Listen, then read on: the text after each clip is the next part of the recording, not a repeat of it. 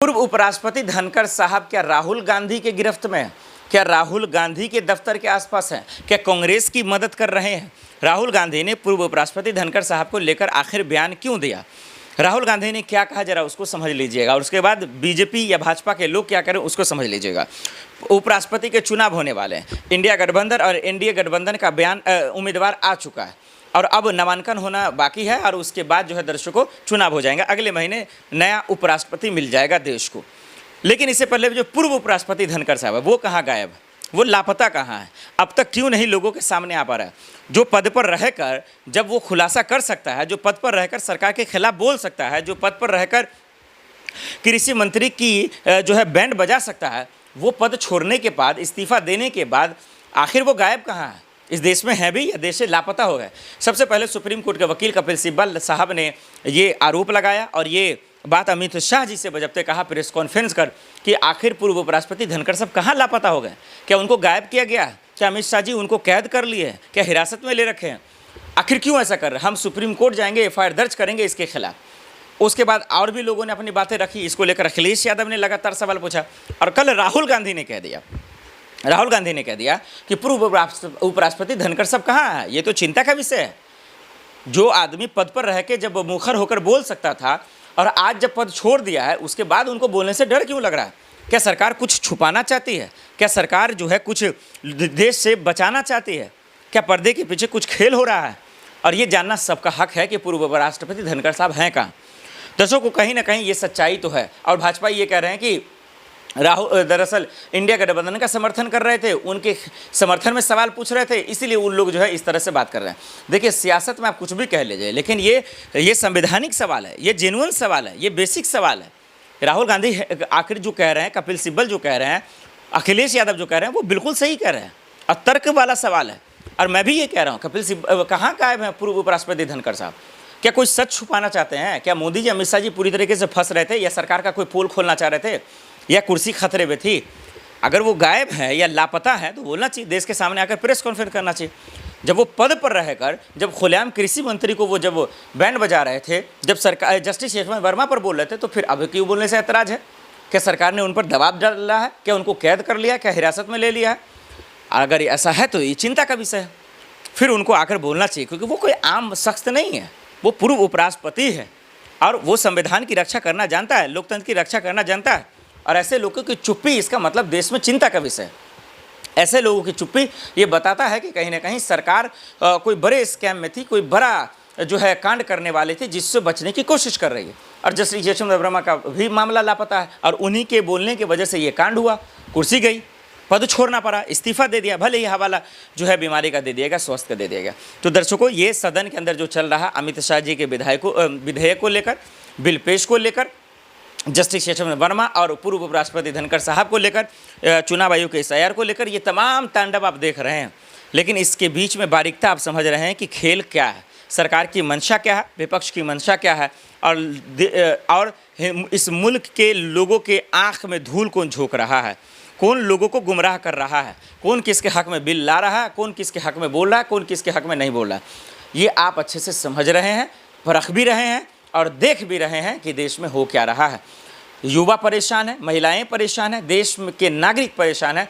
देखा किसी से जा नहीं रहा, देख सब रहा है, बस सिर्फ ढोंग रखने का नाटक किया जा रहा है। एक मुखौटा पहन लिया है और उस मुखौटे से जो है कह कुछ रहा, देख कुछ रहा है। इसलिए दर्शकों, ये विधेयक को लेकर, जस्टिस यशवंत वर्मा को लेकर, पूर्व उपराष्ट्रपति को लेकर राहुल गांधी जी ने कहा, हमें कमेंट कर जरूर बताइएगा। उनके बिल विधेयक के खिलाफ तमाशा मच गया है दर्शकों, घमासान मच गया है। एक तरफ पूरा इंडिया गठबंधन और विपक्ष और असदुद्दीन ओवैसी कह रहा है, भाई साहब ऐसा बिल अपने पॉकेट में रख लीजिए आप, जो मुख्यमंत्री और दरअसल पीएम को जेल में डालने वाला हो, जो विपक्ष के लिए लाया गया हो। लेकिन एक तरफ अमित शाह जी छाते पीट कर कह रहे हैं, भाई साहब घबराइए मत, तेल मिलाइए मत, वो तमाम भ्रष्टाचारी, बलात्कारी तमाम लोग जो पद का फ़ायदा उठाते हैं वो सब जेल में जाएगा और कुर्सी भी छोड़ेगा, पद भी छोड़ेगा, यानी कि कुर्सी की मलाई जेल में रहकर भी जो खाते हैं वो भी जेल में जाएगा।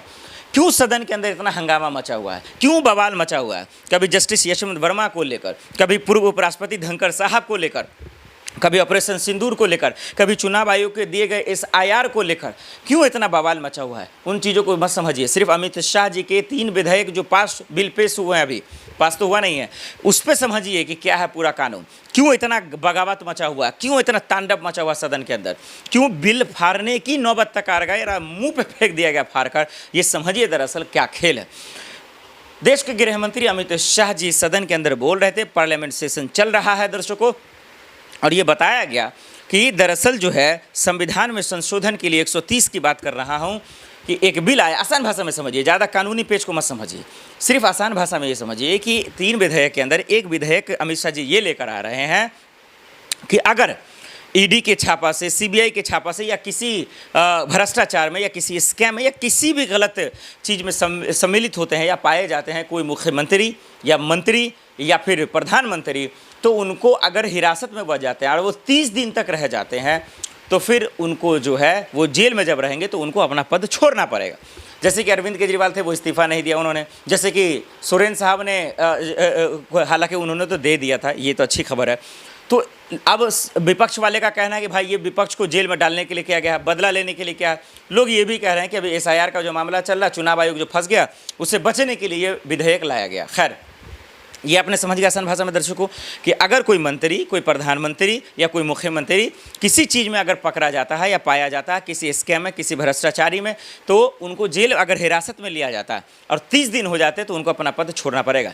लेकिन यहाँ पे एक बात और मैं कह दूँ, जो लोग नफरत फैला रहे हैं या जो लोग इस पर सियासत करने की कोशिश कर रहे हैं, इस बिल में ये भी लिखा हुआ है, इस विधेयक में ये भी लिखा हुआ है कि अगर 30 दिन के अंदर वो दोषी नहीं पाए जाते हैं तो फिर उसके बाद जब वो जेल से बाहर आते हैं तो उनको वो पद दे दिया जाएगा, वो कुर्सी दे दी जाएगी। ये बात क्लियर हो गया दर्शकों। अब आपके ऊपर है, फैसला कीजिए कि अमित शाह जी की क्या मंशा है, क्या वो विधेयक वापस लेंगे, क्या असदुद्दीन ओवैसी की नाराज़गी, विपक्ष की नाराज़गी का हकीकत क्या है, असलियत क्या है, ये अब आपसे बेहतर कोई नहीं समझेगा। इतना आसान भाषा में मैंने इसलिए समझाया ताकि आप समझ सके कि इस विधेयक का मकसद क्या है।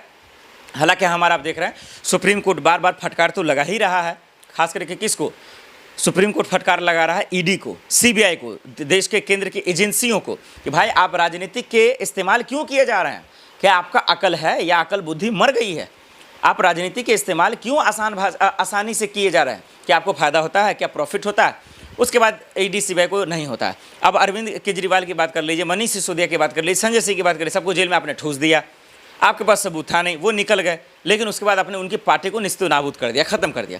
तो एक एंगल से ये कानून गलत भी है, ये विधेयक गलत भी है, ये लोगों का कहना है। कोई दूसरी तरफ कह रहा है भाई जब भ्रष्टाचारी है, ये तमाम चीज़ें हैं, तो फिर उसको जेल में जाने में क्या बुराई है, पद छोड़ने में क्या बुराई है।